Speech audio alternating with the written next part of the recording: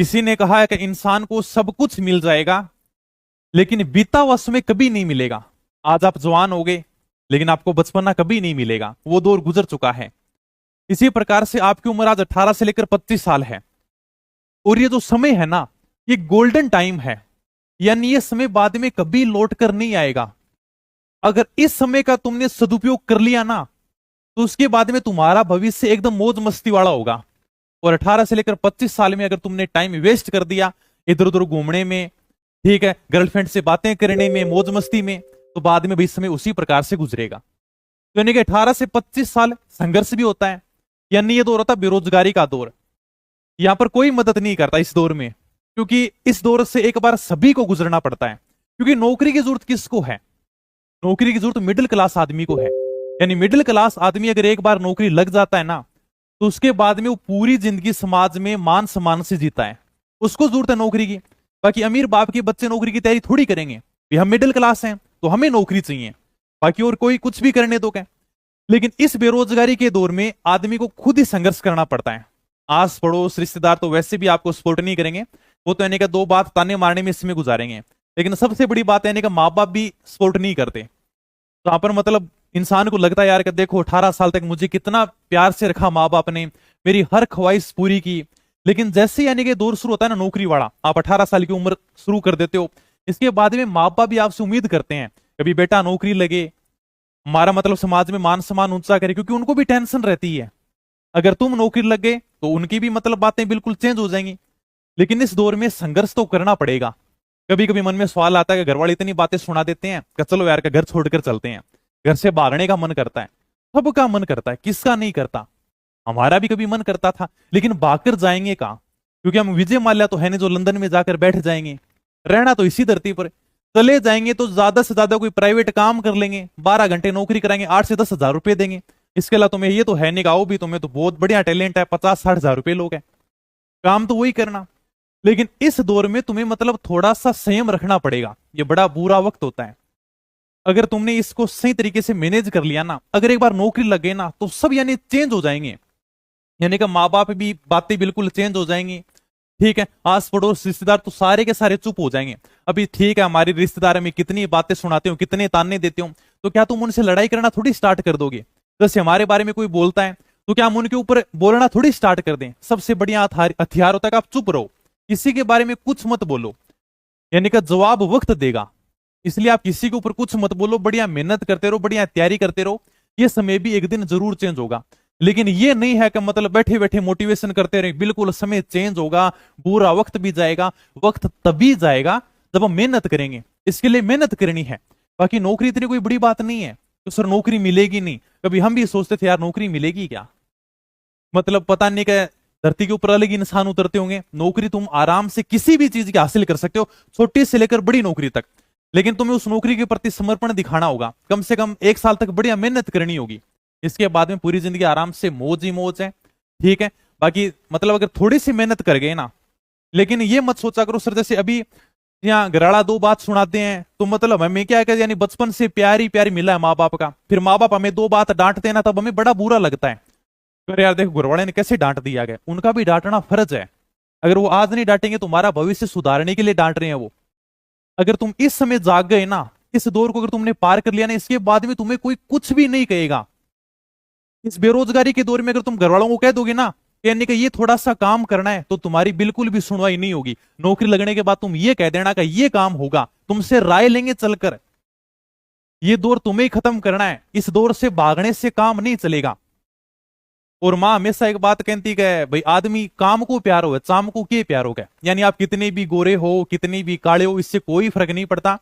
जिस दिन तुम नौकरी लगे ना, जिस दिन तुम काम करने लगे, जिस दिन तुम पैसे कमाने लगे, अपने आप ही घर वालों के प्यारे हो जाओगे। सभी लोग तुम्हारे बारे में बोलना बंद कर देंगे, अपने आप तुम्हारी इज्जत हो जाएगी, समाज में मान सम्मान हो जाएगा। इसलिए आदमी काम को ही प्यार हो है। आज ये घर तुम्हें मतलब बड़ा अटकता होगा यार, इस घर में मैं क्या करूं, भागने को मन करता है, घर में घुटन महसूस होती है। जब नौकरी लग जाओगे तब इस घर में तुम्हारा आने का बहुत मन करेगा कि चलो यार घर में चलते हैं। वो टाइम ही चेंज होता है। ये टाइम चेंज कब होगा? जब अपन नौकरी लग जाएंगे। और अपन मिडिल क्लास के, इसलिए अपने को तैयारी करनी भी पड़ेगी। हालांकि सबके मन में आते होंगे सवाल कि सर घर वाले ताने देते हैं, किसको नहीं देते भाई? सबको देते हैं, हमको नहीं दिए थे क्या? ताने देते हैं तभी यानी कि आदमी मजबूत होता है, तभी वो जाकर मतलब सक्सेस होता है। और है मतलब ये नहीं है कि मान लो कि ठीक है घर वाले एकदम प्यार से बिठा दे, 18 साल तक हमें प्यार से बिठाया था, कौन से दिन उन्होंने ताने दिए थे, तभी तो मौज मस्ती में बिगड़ गए। अगर उन्होंने शुरुआत से हमें ताने दिए होते ना तो हम शुरुआत में मजबूत हो जाते, 18 साल की उम्र में नौकरी लग जाते। तो यानी कि ताने देना उनका एकदम सही है, उनका भी फर्ज है। तो इतना मतलब टेंशन मत लिया करो, ये सबको सुनने पड़ते हैं, ठीक है। और यानी कि थोड़ा सा संयम रखो, कि बुरे वक्त को भी कह दो, ए बुरे वक्त जरा अदब से पेश आ, क्योंकि वक्त को जानने में वक्त नहीं लगता। यानी जो बुरा वक्त है ना ये भी चला जाएगा, लेकिन इसके लिए तुम्हें मेहनत करना होगा, खुद के टारगेट के ऊपर फोकस करना होगा, ठीक है। बाद में घर वालों के तुम खूब एकदम ईद के चांद हो जाओगे, उनको बहुत प्यारे लगोगे, ठीक है। ईद का चांद तो बता नहीं हो जाओगा, नौकरी लग जाओगा, घर से दूर होगा, बहुत यानी कि पलक फावड़ा बिछा के इंतजार करेगा। ये सोचोगे यार कि एकदम वक्त बदल गया, जज्बात बदल गया, क्या ये नौकरी का ही कमाल है। इसलिए थोड़ा सा धैर्य रखो, किसी को जवाब देने की जरूरत नहीं है कि सर घर वालों के साथ में लड़ाई करें, घर छोड़ने का मन करता है, आस पड़ोस को जवाब दें, किसी को जवाब मत दो। नौकरी लग जाओ तब भी चुप रहना, और नौकरी लगने से पहले भी चुप रहना, क्योंकि इंसान मतलब एकदम शांत रहता है ना, वो सबसे बढ़िया होता है। आराम से यानी कि तैयारी करते रहो, खुद के काम पर फोकस करो। लेकिन इस दौर को जो 18 से 25 साल है ना, इसको कहीं वेस्ट मत करो। बाद में लोग तुम्हें क्या देंगे, मान लो कि ये दौर तुमने गुजार दिया, रोजगार तो तुम वैसे भी लग जाओगे, प्राइवेट कंपनी में काम करोगे, लेकिन क्या तुम्हें 12-12 घंटे काम करवाएंगे, 4 बातें सुनाएंगे, कितना दे देंगे, 10 से 15 हजार रुपए दे देंगे।